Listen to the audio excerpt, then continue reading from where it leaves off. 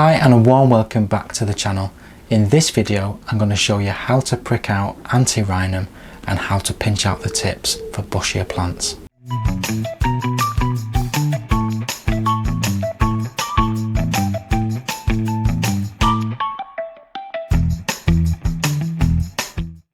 Back in April we sown a variety of Antirrhinum seeds, and there was two varieties, Black Prince and one was called Lucky Lips, and they've germinated really well, and this is where they're up to now in early May. So they're at the point now where they've got their true leaves starting to form and we can start to prick them out into their individual little growing spaces. So what I'm going to do is I'm going to show you the process of what we do to prick them out, and I'm also going to show you when the plants get a little bit larger how we pinch out the tips. So firstly I'm just going to start with the Black Prince, and I'm going to hold one of the seedlings just by their seed leaves, and just using a dibber I'm just going to move the soil around them underneath it and just gently pull until we get a nice little seedling out. So as you can see, it has got a nice little root system, and then into the individual modules, I'm using a module tray for this, we just place that down and just gently firm it in just around the stem. Now the thing to do when you're doing this is always hold them by the actual leaves, never by the stem. The stem is far too fragile. The plant will grow new leaves if they get damaged, but the plant will not grow a new stem. So if you damage the stem, the plant is going to die. So on this one I've just got two that's wanting to stay together, so I'm just trying to separate that out slightly. So there we go. Let's go and get another little hole made, and in it pops.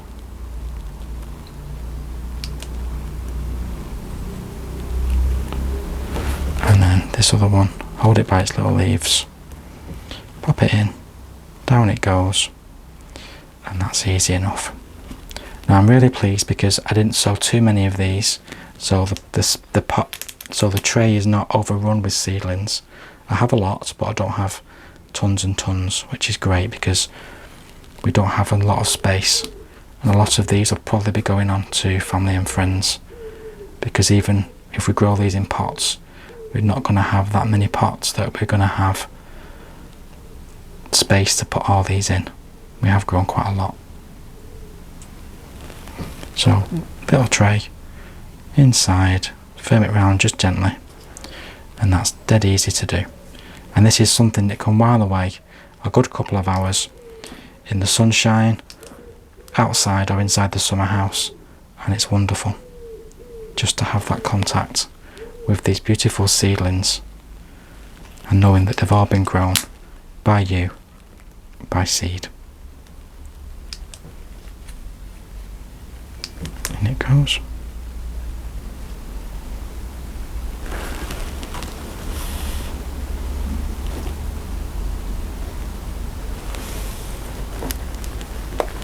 Little holes, pop it down, and I'm just placing them in the tray just round about where the leaves are just starting to come down, so I'm burying most of that stem, and that would just anchor the plant in and just help it from becoming too leggy.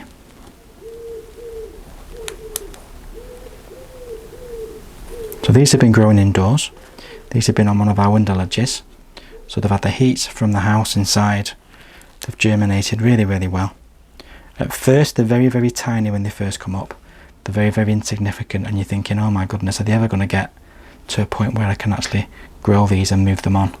And then all of a sudden they do tend to pick up pace, and before you know it they've got the true leaves, and you're able then to handle them quite easily and place them into their own little containers. Now, if you remember back to the video that I did when I originally sown these, I've not grown Antirrhinums for a good number of years. I must say the last time I grew Antirrhinums was probably in my teens. So it's a plant that I'm reacquainting myself with this year. So I've almost done my first tray.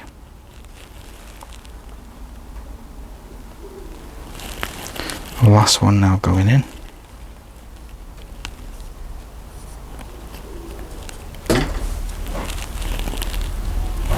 So that's a full tray. So they're all black prints, and we'll probably water these from beneath so that we don't disturb them too much on the top, because they are still quite fragile, and the water then will be drawn up through the compost and get these nice and watered. So from these ones that are quite immature to some maturer ones which were sown a few weeks earlier than these ones. So these ones are just a mix. I think they're just Antirrhinum mixed, and as you can see they're growing quite healthily now. And what we're going to be doing now is, I've already nipped the top out of this one here, so you can get to see that all these side shoots are now starting to grow with much more vigour.